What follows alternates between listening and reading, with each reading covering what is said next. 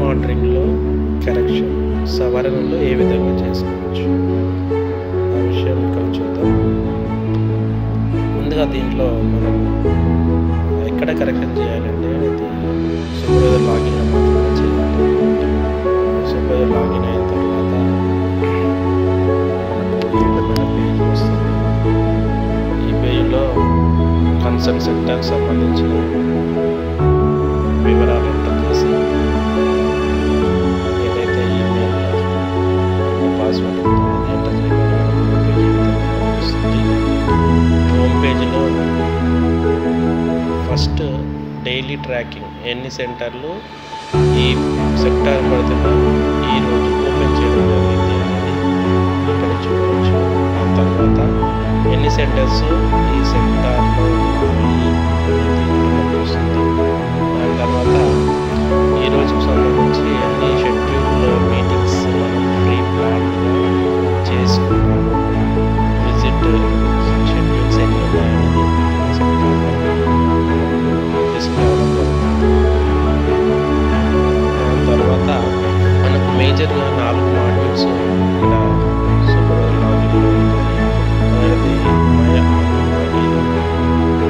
Centres, assignment centres, విధంగా performance, 4 modules ఉంటాయి.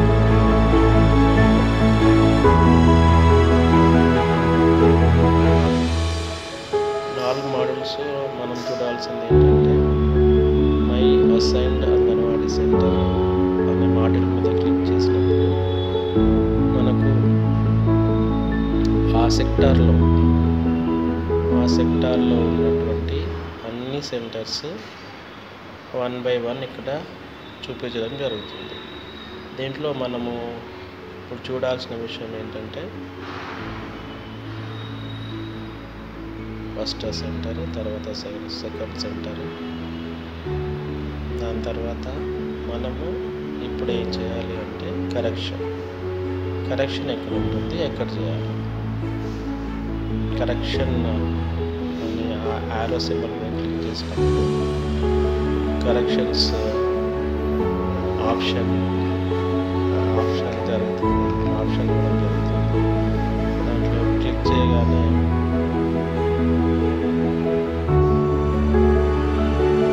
ఆ సెంటర్లో ఉన్నటువంటి పిల్లలందరి లిస్ట్ 1 by 1 రావడం జరుగుతుంది. దాంట్లో చూడండి, ఫస్ట్ నేమ్,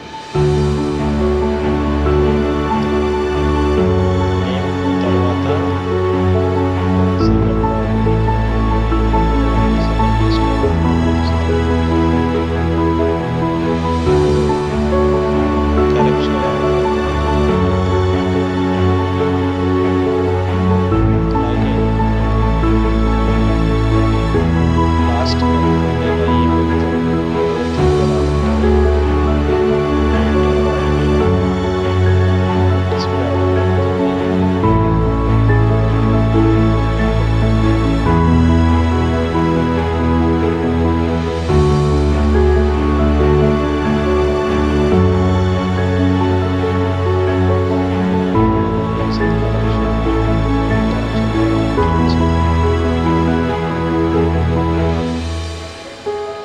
చేయగానే చూడండి మనకు ప్రొసీడ్ ఆప్షన్ డిజేబుల్లో ఉంది.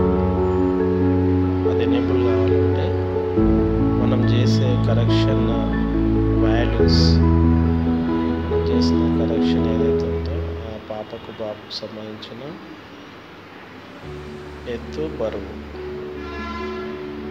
అక్కడ వేసినప్పుడు ప్రీవియస్ మంత్ మనకి ఎంత ఉందంటే